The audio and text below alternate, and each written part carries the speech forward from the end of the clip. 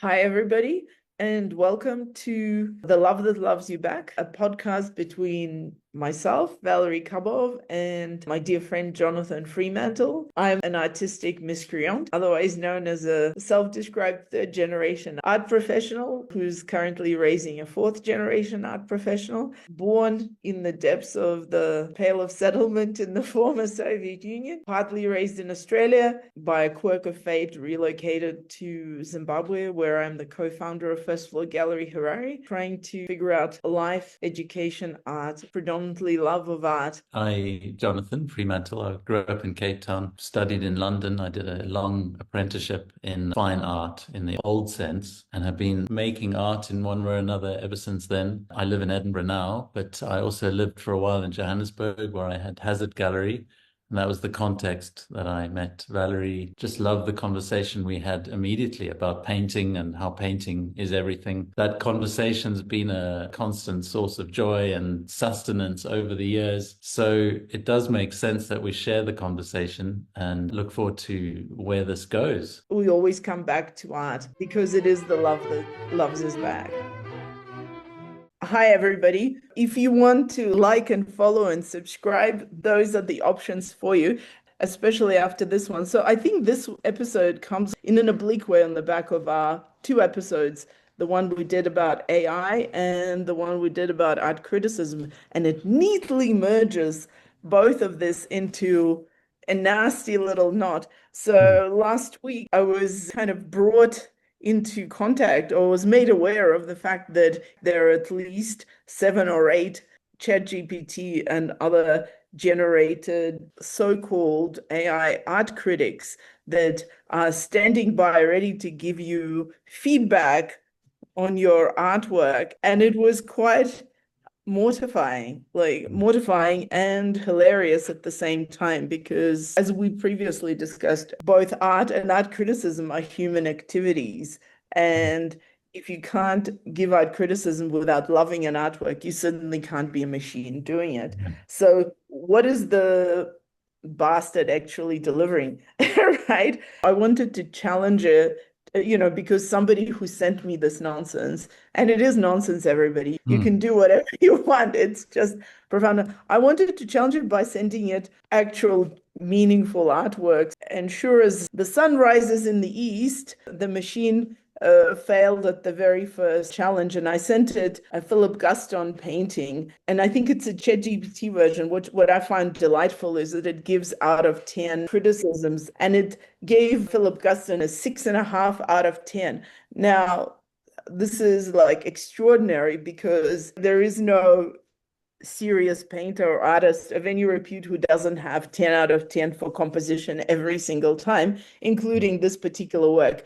And then the whole thing, it goes through light and shadow and subject matter. The one thing that it misses is the whole point of the painting, which is the subject is dressed in a Ku Klux Klan hood, but it's completely oblivious to subject matter, which is fun and game. And if you ask the thing to improve on it, it actually does give you suggestions for improvements for otherwise perfect works. I mean, my question is, I guess it speaks to the nature of what is happening with AI and with all the large language models, which has already come out, is that they're basically aggregators of pattern recognition Yeah. rather than understanding. And I'm just, I guess, concerned as to how real humans and real artists might actually be engaging with it and how damaging it could be, because it's a delusional model, and it's the same across the board with all AIs. As they try to seduce you because they want you to continue using them, so they try to be encouraging and supportive, so you're never going to get tough love from them, at the same time as it's giving Philip Guston 6.5 out of 10 for composition. It's I mean, it Mm. also criticized the Cézanne, which was delightful. It sort of, but said that the mountain was not bad. It weirdly couldn't deal with the Cézanne as well. Yeah. I don't know what that's all about, but the comments were pretty fudged, whereas with the Guston it seemed a bit stronger. I think we have to talk about AI. I don't want to, I wish that we didn't have to constantly tackle it. And there's part of me that wants to just go into a state of denial and just be a painter and let the painting speak for itself, if you like. But also, I think in the preamble to this conversation, we were talking on WhatsApp, and you rightly suggest that this is a kind of end of days situation. And we have to really be specific about what it is that's at threat. Because, there's this kind of slightly ominous cloud approaching, which we could call AI, or just sort of letting go of the reins of what it is to be human. But I think we need to start to get super specific about what it is that we're giving up, what it is that we're kind of relinquishing. And in many cases, relinquishing kind of willingly, like, oh, this is a good solution. This makes things easier. And I know that I have some friends that are pretty doomsday, but really across the board, we're not perhaps doomsday enough about it. And I think it's probably time to start waking up. And in my experience, the way you wake up is it's a little bit like when you've got a certain amount of money in your bank account and you're spending happily, and then you check your ATM. I don't know if everyone's had this experience, but something's gone out and suddenly you've only got 10 quid left. And the It's a great situation adrenaline rush the, moment. the situation gets pretty real pretty immediately. And I think if we're not careful, we'll find ourselves in a very precarious situation. Not that we aren't already. So I would like to ask you, what do you think is being lost? I know to state the obvious that a human needs to do it, but let's look at this kind of AI critique model first. Like, what do you think is really being lost by surrendering the kind of conversation to a robot? What I'm really struggling with right now, it's an intellectual challenge, right? Because I'm watching a lot of stuff and trying to understand twin concepts at the same time as we're moving dramatically towards what people say artificial general intelligence, and they're saying by 2030 we will be there. And artificial general intelligence is the point at which AI will be smarter, actively smarter than every single person on the planet, right? And the danger there is that we don't have a paradigm in human history or even particularly evolutionary history of a higher intelligence being subservient to a lower intelligence, with the lower intelligence being us. And so I was speaking to a friend of mine, she said that the only paradigm we have is of a higher intelligence being subservient to a lower intelligence is a mother and child situation. And I wouldn't say that a child has a lower intelligence, right? And I thought maybe a better one is a parent of a genius child is Hmm. probably a better paradigm, right? So that you are safekeeping something that is you don't entirely understand because they're smarter than you, but Hmm. at the same time, you know. So her position was how can we engender this paradigm in the current development of the technology? That's one basket, right? That sits in my consciousness. The other basket that I'm looking at is quantum physics and cognitive sciences or sciences of consciousness and cognition and consciousness, and the fact that they're also very quickly moving towards trying to figure out what consciousness is, and they're finding that consciousness does not exist, is not something that is derived from our physical form, right? Hmm. You know, we're essentially consciousness. What are we like? Radio. Consciousness receptors. We're meat suit radios for consciousness, right? So then how do you also put those two things together? I was watching a 3 hour interview that Lex Friedman had with Daniel Hoffman. 3 hours, Hmm. 3 hours. And then Stephen Wolfram had with Daniel Hoffman. It was just dramatic. And so Daniel Hoffman basically is absolutely confident that what we're experiencing is essentially a VR Hmm. goggles. Our lives are entirely VR goggles. And when we die, we take them off. Now, how do you reconcile artificial general intelligence, which becomes smarter than us, with the fact that we are, in fact, not, and when we say we, you know, our consciousness is not really attached to the physical world. And so I think we Mm. have to be able to reconcile impossible positions at this very moment in a very direct way. And so I think this pushes us to figure out what is it to be human or what is it to be conscious. And then there's also the research that says consciousness predates physical form, obviously, and then it can exist in different formats without physical form or without human physical form, Yes. all sorts of things. So we're in a really fascinating time. And what does art have to say with it? Art Mm. is as an essentially human conscious activity, right? Mhm. It challenges us to remain conscious and Yeah. physical despite these extraordinary Mm. developments because it's doing a useless, impossible activity that no one else. There is no tangible utility. And I find that art probably becomes that intersection of conscious and human that is not in reach, that will help people stay conscious and human despite Yes. overwhelming pressures to lose your brain. I think what we're Yeah. losing is our It's brains. such a beautiful place that you've arrived there because to understand what's under threat, we almost need to rewind to try and understand what art is and what's special about this human urge, which is, by the way, was with us from the beginning of us being human, was this urge to make art. And instead of calling it something noble or something important or even something somehow separate from the ordinary running of society, look at it as this fundamental element of what we are. And then and also kind of looking at the kind of incredible danger of outsourcing the kind of functioning of the human to a non-human entity at a point when we vaguely understand what the human entity is. I mean, really vaguely. We've only got Mm.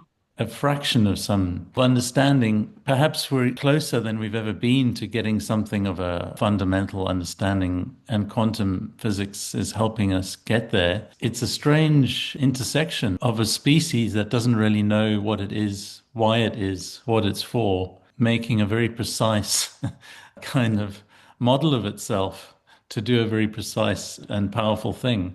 And I think you rightly say, or sort of you push pointing us in this direction, which is saying that art, let's say good art, because I think it's important to make that distinction, Yes. is evidence of a conscious experience by the maker through the process of making or struggling to make. The result is an artwork that has some evidence of some higher consciousness. Or you could maybe say that there's some evidence of a connection between a body and this higher unknown, and the body of the artist has become a tool of something that in most parts they don't understand, but has led to something which has, we call it magic, or we could call it genius, or we could call it brilliance, or whatever. But there it is. The artwork has something which you can't pinpoint. You can use poetry to describe it. I was Mm. reading a beautiful review of this recent Cézanne show at Foundation Baylor by Jackie Walshager in the FT. And it's stunning how she's such an expert, talking about critics. I would say she's high up for me, one of the best. And Cézanne's been written about so many times. So there's so much for the hive mind to draw on. And what I get from reading her piece is that she hasn't got there yet. She still can't quite figure out what it is that makes these works so spectacular. What comes across, though, is that something happened to her standing in front of them. And that's ultimately what's a great artwork is, something happened. And I've made a clumsy attempt. I was standing in front of Leonardo's drawings recently, and I would say that's the closest I've ever come to an artwork that felt like a direct download from essence. Because of the perfection, I guess, but I've stood in front of photorealistic paintings which are more perfect and are nowhere near it. There's something clean and without any distortion, if that makes sense. So it's as if he's making notes at the very highest level of the sublime, you know. Um, But then you look at a Michelangelo drawing right next to it, and you feel the funnel that it's come through, this human body, his body, this specific body. And by body, I mean physical body, but also his sort of astral body, if you like, that radio transmitter connector that is picking up this vibration of consciousness, that distortion that happens in that body is partly what makes it so mysterious and magical. And that distortion is a result of his life, his yearning, his teaching, his prejudice, his love, and I think the hive mind. By hive mind, I also include it's not just AI. We all know the Mm. problem when there's an artwork that's made by a committee. We can tell it. Yeah, He has an artwork that could have been great, but there were too many hands in the pot. yeah. And what happens is a sort of neither good nor bad thing. It's a kind of, it's a sort of, Profound average. yeah, it's a placeholder and Mm. which is waiting for something real. And it neither offends nor Right. delights. And I Mm. think there's a real tragedy in that. And I think that's where art really stands up. We know for sure that art has to be done by a human. But I look at myself and I go, like, how many hours am I spending on Instagram scrolling, looking at other artworks? Am I becoming some kind of hive mind of my own? And it's shocking to have to admit to myself that there's an element of that that's true. And that's different to going to a museum once a week or whatever, and you carry the memory of it in your being, but it's not next to you on a phone. And I think that that's a profound existential issue as well. The other thing that I was thinking about when you were talking about it is they talk about the way Mozart wrote Yeah, music. He exactly. wrote it clean, Yeah. freehand, without any corrections. It was pure download. I think I had a similar experience reading a book by Gurdjieff called Beelzebub's Tales to His Grandson, where he kind of expounds this complete philosophy or complete system of philosophical spiritual work in the form of a conversation between this character Beelzebub and his grandson. And the experience of reading it is like being in proximity of something that's vast and incomprehensible, and having only just enough intelligence to know that it's incomprehensible in a Right. sense. Um, and in that intelligence or that flicker of intelligence is a kind of yearning towards it. You go, I yearn to see more clearly what's coming towards me. And I think with Leonardo, particularly this one drawing, which is, it's a fragment from his notebooks. It's about that size. It's of a leg and a sort of anatomical study of a leg. And across the page are notes written with his left hand backwards. And it's as if it's some kind of parchment come from some alien civilization that we literally do not understand. And I think you can decode it because, we have done that and we know what he's writing. But the effect on the body, in combination with the obvious mastery of technique, but the effect was to place this experience in context with something which is so clearly of a higher order. And it's exhilarating and kind of terrifying in the same breath. And there was another drawing of his, which was of just a branch, I think they were blackberries, and teeny little drawing that size in red sepia. And like your comment about Mozart's with the zero corrections, and in the same context, we think of like Chopin, who would hear a phrase of a nocturne while walking along the Seine and have to run home, lock the door, not eat for 5 days, just to remember that short passage of notes, 2 or 3 bars. I think it's just, for me, the Leonardo isn't a kind of supercomputer. I think it's the ultimate or somewhere towards the ultimate of kind of cleaning the vessel to such an extent that it's Mm. able to see clearly. And I think by Mm. seeing clearly, I don't mean comprehend so much as experience. And I think I would argue that Mozart or Leonardo, for example, had a kind of, and I've had experiences of that when very brief experiences, and they're almost too powerful to endure because it's like plugging into some kind of mainframe of energy that that your little body is only able to handle that voltage for a short period of time.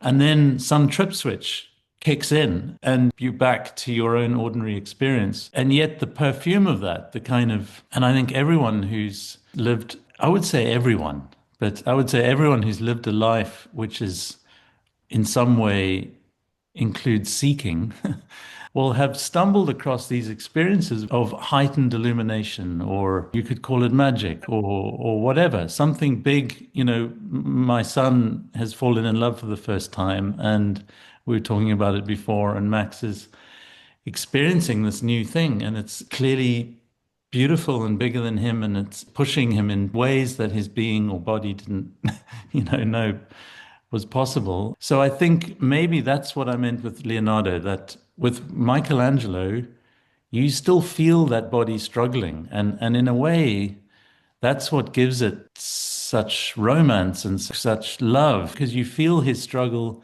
and yet you also see that he's able to transcend. And when you're standing in front of the Pieta, or even these drawings that he's doing, there's a kind of tenderness that makes you, in a way, it's almost reassuring, which is strange to Yeah, say. it's Yeah, relatable because it's we all relatable. Yeah, struggle. And yeah, whereas the perfection of yeah, Mozart and Leonardo is almost too much, it's not believable. It's beyond what is human. But yeah. it's also, I think earlier in our conversation, I was thinking that when we talk about achieving certain things or arriving at certain levels of knowledge, I would say is not really arriving, but remembering again, because the other thing that we're also learning, when we step back in history, is that we've also been there before. So Mhm, this is not the first time we're reaching a certain technological, and like it's very difficult to imagine, especially when you listen to scientists who are then coming back to ancient spiritual traditions and say how accurately they mirror profound sort of scientific concepts. It seems that we've yet again, as a civilization, reached a certain sort of apex. And does it mean that we are in fact living at end times, at which mm, that we will face a civilizational collapse and then we'll be back? We'll have a few nuclear scientists or mm, whatever, astrophysicists traveling the world and sharing the knowledge about agriculture mm, and cities which will spontaneously rise for humans who've mm. been in the dark ages. Are we at this point in the cycle? Because the other thing, that I'm really interested in, as is Yeah, everyone, confirmed and reaffirmed by AI studies of ancient artifacts and creations like Göbekli Tepe and Stonehenge, is that the much earlier civilizations, whoever built them, had much better precise technologies. Technical competence has declined yeah. in the further iterations, and that is manifest in Stonehenge and in Petra Mm, and in the pyramids and mhm, in all these things, that there was a time of extreme technological advancement which was different to ours, which also speaks to whatever astronomical deductions and everything. Because if you think about humans who had a lifespan of 30 years and who were basically at a survival level of just hand to mouth, where would they have had the time or mm, experience to sit and monitor the skies for yeah. several generations in order to notice that even the lunar cycle is whatever, 18 and a half years or something? Like none of these things make Mm, rational sense, except that you had to have a higher civilization that was there before, or several, numerous potentially. And we're yeah. at a certain point where we've just sort of reaching at that point where they were. And does it mean that we're about to find collapse? And we only have 4 years to go, which is great. So we might as well have a good time. Fuck worries about the art market. Mm. I'm gonna bring Let's in make paintings. I'm gonna bring in a hilarious segue, which is the football team that I support. They're called Arsenal, and Oh no. they've been on this sort of project from rebuilding, because they had a season where they were called the Invincibles. It's the only time a team's gone through an entire season unbeaten, and it's a kind of perfect expression of this game of football that may never be re-attained. Mm. And then what happened afterwards is they didn't really win anything, and it got worse and Oof. worse and worse. And the team got worse and they ran out of money because they had to build a new stadium and et cetera, et cetera. And then they had this new manager that came in and he's been on this 5, 6 year rebuilding project. And we've got close and nearly got there. And then there was this sort of collapse towards the end of the last 2 seasons. And finally, we've got this season. There's the best team in the world, probably best squad in the world. It's going beautifully. We're leading everything. Everyone's saying we should win it all. And then this sort of slight kind of tension emerged in the team. You could see it, and they drew a couple of matches, and then they lost one against one of our arch rivals. And the entire sort of supporter basis around the world started getting that feeling in their body, like, oh, here we go again.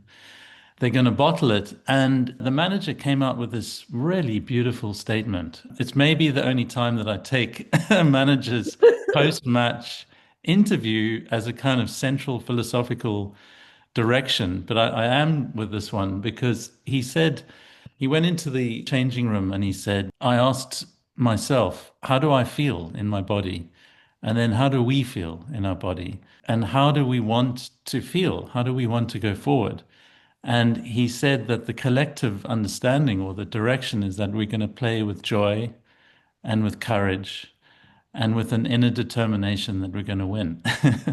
And this is how we're going to play for the next 4 months. And I read it and I thought, God, what a wonderful pause at a very crucial moment, when things get difficult, which we are as a society. I don't think anyone needs that to be told to them how complex and problematic these times are. I mean, courage is there clearly because you need to walk into the problem, not away from it. But there's something about joy, something of what that human spirit is capable of when it dances or when it makes art from its own sort of urge to do something that's not just functional. Well, I think that's the ultimate expression of freedom, really, Yeah. is to do something that no one asked you to do, but also with joy, because that is the crux of humanity. And to be honest, I just keep remembering this quote from a video, something, the whole thing's a puppet show. It doesn't really matter. Yeah. Like if we are wearing VR glasses, all of our attachments are irrelevant. So you might as well Yeah. find joy. It might all end in a complete disaster. But then who cares? If our consciousness persists, is that really such a, such a huge loss? Something will happen. There has to be a purpose. We're all caught up in the philosophical cycle. So we might as well drink coffee. Might as well drink coffee, drink champagne.